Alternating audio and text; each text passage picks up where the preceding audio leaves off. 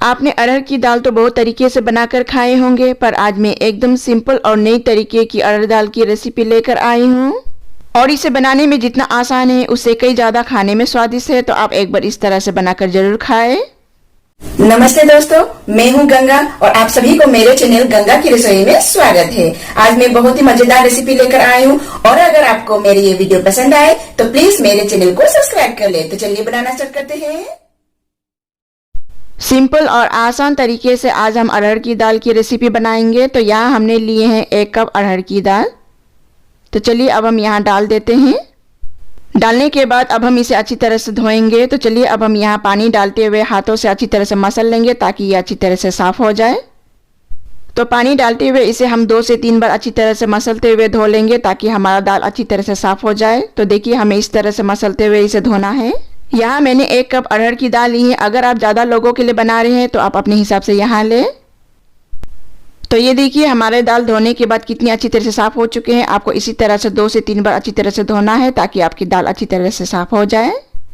तो यहाँ हम लेंगे दाल पकाने के लिए कुकर। अगर आप चाहो तो कुकर की जगह कोई भी भगोना या बर्तन का इस्तेमाल कर सकते हो ताकि आप दाल बना सके। तो चलिए हमने जो दाल धो के रखे थे उसे यहाँ डाल देते हैं। दाल को डालने के बाद अब हम यहाँ डालेंगे टमाटर। यहाँ मैंने मीडियम साइज़ के 2 टमाटर लिए हैं। अगर आपका टमाटर खट्टे हो तो आप 1 ही टमाटर डालें। टमाटर डालने के बाद अब हम यहाँ डालेंगे 2 हरी मिर्च। अगर आप चाहो तो इसे चॉप करके या फिर इसे कट करके भी आप डाल सकते हो। तो अब हम डालेंगे 1 छोटे साइज़ के प्याज, जिसे मैंने चॉप कर लिए थे। तो इसे भी यहाँ अब हम डाल देते हैं।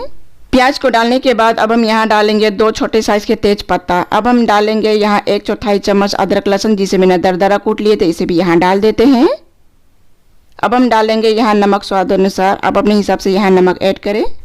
अगर आपको नमक कम लगे तो आप बाद में फिर डाल सकते हो। तो अब हम यहाँ डालेंगे 1/4 चम्मच हल्दी पाउडर। अब डालेंगे 1/4 चम्मच कश्मीरी लाल मिर्च पाउडर। और अब हम यहाँ ऐड करेंगे 1/4 चम्मच जीरा धनिया का पाउडर। तो अब हम यहाँ ऐड करेंगे 1 बड़ी इलायची। अगर आप चाहो तो इसे हल्के से कूट कर यहाँ ऐड कर सकते हो। तो यह दाल को एकदम यूनिक और अलग टेस्ट बनाने के लिए अब हम यहाँ डालेंगे इमली। यहाँ मैंने 2 इमली लिए हैं और ये घर के हैं। और अगर आप मार्केट से ले रहे हो तो आप इसे हल्के गर्म पानी में धोने के बाद ही यहाँ डालें। तो चलिए अब हम इसे यहाँ डाल देते हैं। यकीन मानिए दोस्तों, अगर आप इसे डालोगे तो दाल का कलर और स्वाद भी बहुत अच्छा बढ़ेगा। तो आप इस तरह से बनाकर जरूर खाएं। तो चलिए अब हम यहाँ डाल देते हैं हरे धनिया के पत्ते। यहाँ हम इतने ही डालेंगे क्योंकि हमें बाद में भी हरे धनिया का पत्ता इस्तेमाल करना है। तो अब हम यहाँ डालेंगे 3 कप पानी। यहाँ मैंने 1 कप दाल के लिए लगभग 3 कप पानी का इस्तेमाल किए हैं। अगर आपको लगे कि पानी कम है तो आप दोबारा पानी यहाँ डाल सकते हो। तो अब हम यहाँ डालेंगे 1 tablespoon refined oil. Refined oil की जगह यहाँ आप बटर का भी इस्तेमाल कर सकते हो। तो रिफाइंड ऑयल डालने के बाद अब हम इसे अच्छी तरह से मिला लेंगे। तो देखिए हमें इस तरह से इसे मिला लेना है। चलाने के बाद अब हम इसे ढकेंगे और ढकने के बाद मीडियम फ्लेम में इसे 2 से 3 सीटी लगा लेंगे। और अगर आप चाहते हो कि आपकी दाल एकदम स्वादिष्ट बने तो आप इसे बिना भिगोकर ही अच्छी तरह से धोए और फिर पकाएं। बस आपको ध्यान रखना है कि आपको इसे ज़्यादा सीटी नहीं लगाना, बस इसे 2 या 3 सीटी ही लगाए। तो चलिए अब हम इसे पका लेते हैं।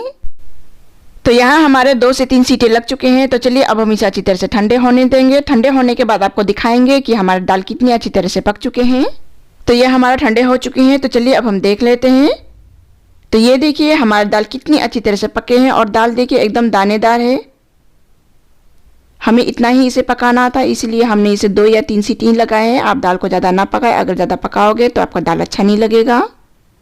तो चलिए आपको हम दिखाते हैं कि दाल हमारे कितने गल चुके हैं।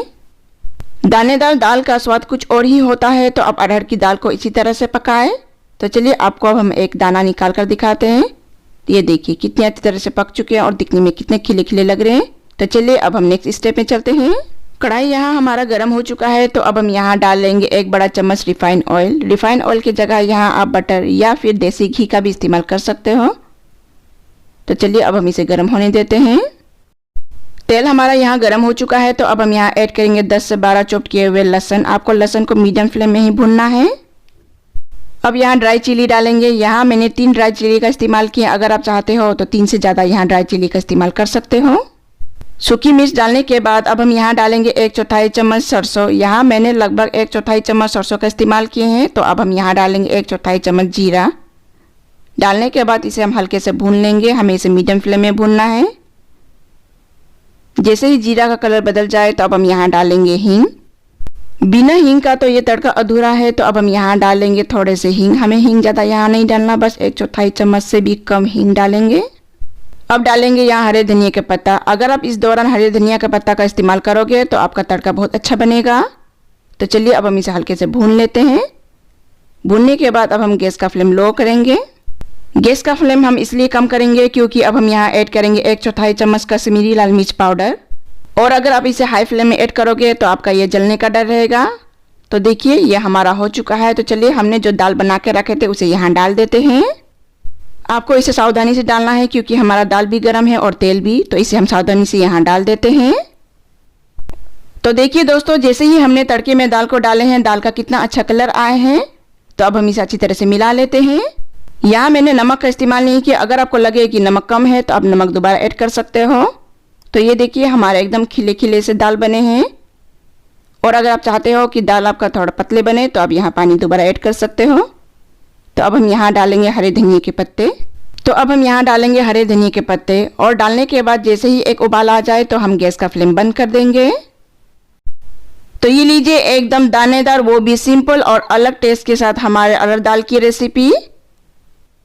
तो चलिए अब हम इसे सर्व कर लेते हैं। तो ये देखिए देखने में कितने स्वादिष्ट लग रहे हैं और इसे बनाना भी बहुत आसान है। तो दोस्तों, यह गर्मा गर्म और टेस्टी दाल को आप सादे चावल के साथ सर्व करें और आप यह दाल को रोटी, नन या पराठे के साथ भी खा सकते हो। उसके साथ भी बहुत अच्छा टेस्ट आएगा। और यकीन मानिए दोस्तों, दिखने में जितने स्वादिष्ट लग रहे हैं उससे कई ज़्यादा इसे खाने में स्वादिष्ट है। तो आप एक बार इसे ज़रूर बनाकर खाएं।